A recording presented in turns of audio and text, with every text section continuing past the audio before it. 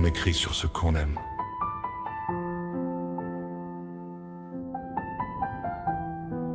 On écrit sur ce qui nous peine. On écrit pour libérer ses chaînes. On n'écrit pas si pas de problème. On pose des lettres sur nos mots, comme on compose sur un piano. On pose des notes sur un tempo, on met une pause entre chaque mot. Pour exprimer toutes les nuances, on change le ton ou la cadence, on lit comme sur une partition, sans oublier de faire les liaisons.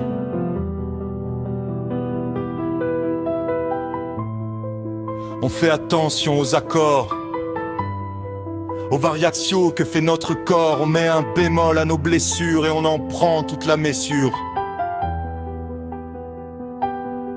Tout doucement comme un prélude, on se dévoile, on se dénude, quelquefois en demi-ton, cela dépend de l'intonation.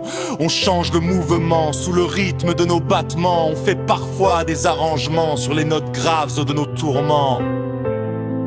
On interprète, on improvise, et on invente à notre guise, on fait attention à la portée de nos mots. Il faut y aller pianissimo.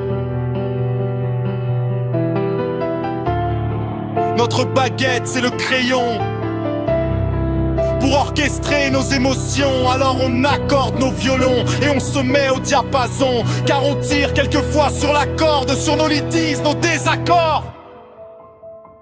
On conjugue nos vers, on fugue dans notre imaginaire, on s'invente des féeries, petites musiques ou symphoniques. On parle de soi, c'est classique, on est tous un peu narcissiques.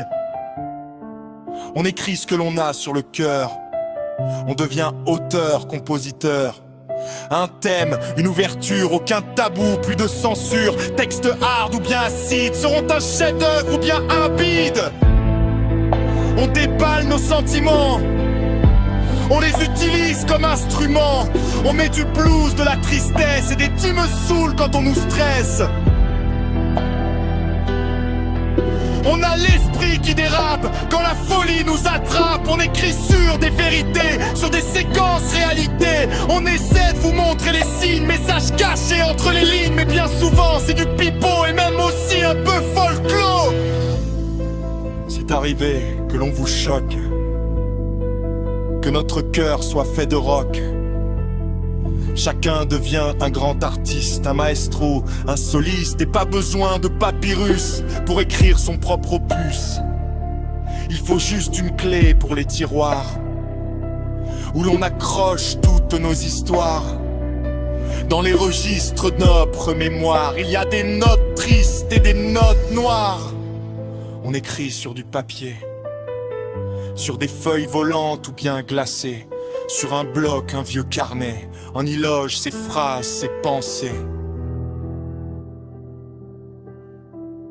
On en a des tonnes,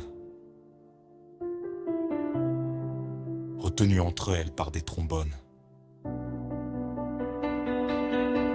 Et quand c'est le vide dans notre tête, on les sort de notre musette. On est pris en versant des larmes, on écrit pour se vider l'âme. On écrit pour déclarer sa flamme à un homme, à une femme. On a peur, mais on lutte et puis on se dit flûte, à voix basse ou en ténor. On ose, on fait l'effort, on lui fait alors la sérénade. Et notre cœur bat la chamade, et malgré qu'il soit si tard, on espère qu'elle va nous croire, qu'elle va aimer ce qu'elle va lire et que d'amour elle soupire. On marque des silences pour captiver l'audience sur nos idées majeures, sur ce qui nous fait horreur. On écrit sur l'amour et la haine, sur le passé, sur ce que l'on traîne, sur nos peurs et sur nos craintes, sur nos malheurs, une complainte pour une trace, qu'on se souvienne de nos pensées.